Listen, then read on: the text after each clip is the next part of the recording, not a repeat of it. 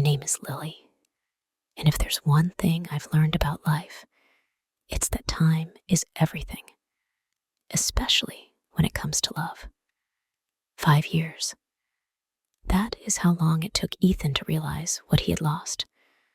5 years of me slowly putting myself back together, of learning to sleep alone, of training my heart not to skip a beat every time I saw someone who looked like him from behind. 5 years of moving on. Then he showed up at my door on a rainy Sunday evening, looking exactly the same and completely different all at once. His hair was shorter. There were small wrinkles around his eyes that had not been there before, but his smile that had not changed at all. "Hi, Lily," he said, like he had not disappeared from my life without a word, like he had not chosen his career across the ocean over our 3-year relationship, like he had not broken every promise we had ever made. "What are you doing here, Ethan?" He ran his hand through his hair, still the same nervous gesture after all these years. "I'm back, for good this time. The London office is shutting down, and I've been thinking about you. About us." I wanted to laugh, or cry, or slam the door in his face. Instead, I just stood there, remembering how we used to be. We met in college, both ambitious, both dreaming big. He wanted to conquer the finance world. I wanted to build my own architecture firm. We thought we could have it all: the careers, the love story, the happy ending. Then came the job offer in London, a once-in-a-lifetime opportunity, he said. Just 2 years, he promised. We would make it work. But 2 years turned into 3.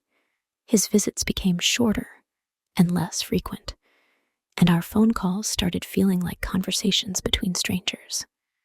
Then came the final call. "I'm staying in London," he said. "They're offering me partnership track. I can't pass this up, Lily.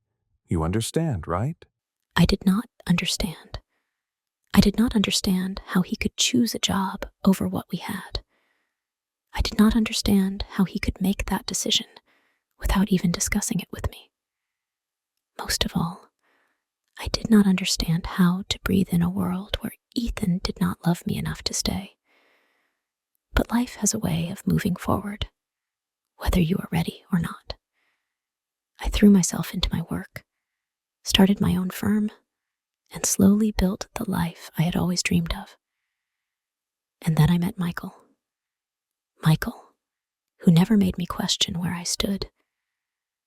Michael, who came to every client presentation, who brought me coffee during late nights at the office, who proposed on a random Tuesday morning, because he said every day with me felt special enough to be the day.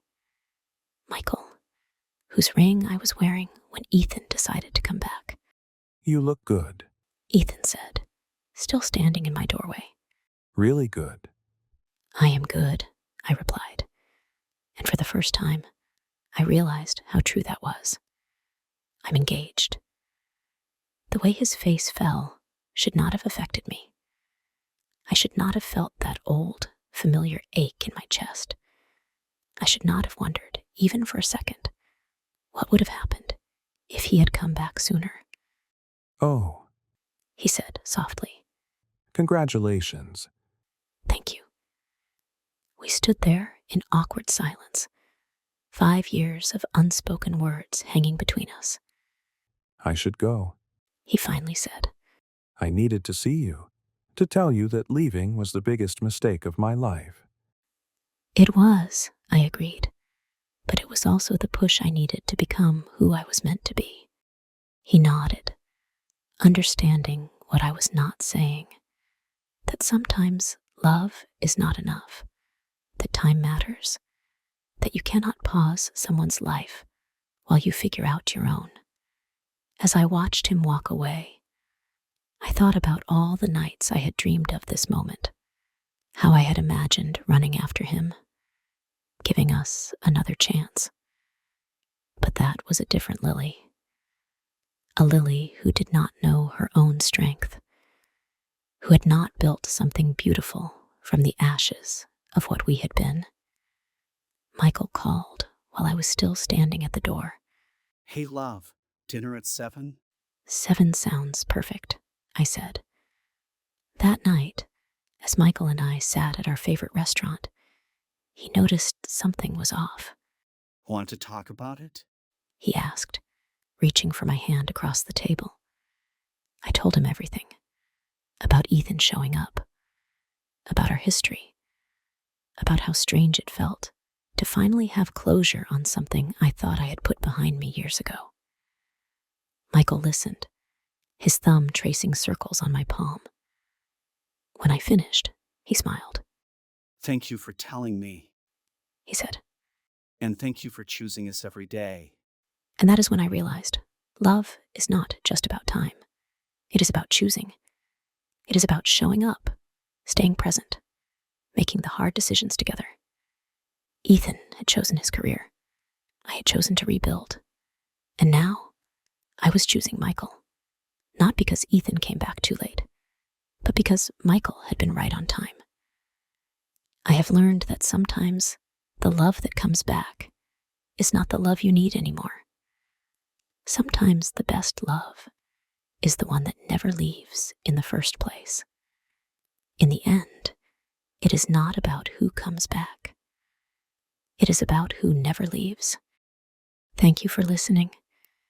If you enjoyed this story, don't forget to like and subscribe for more.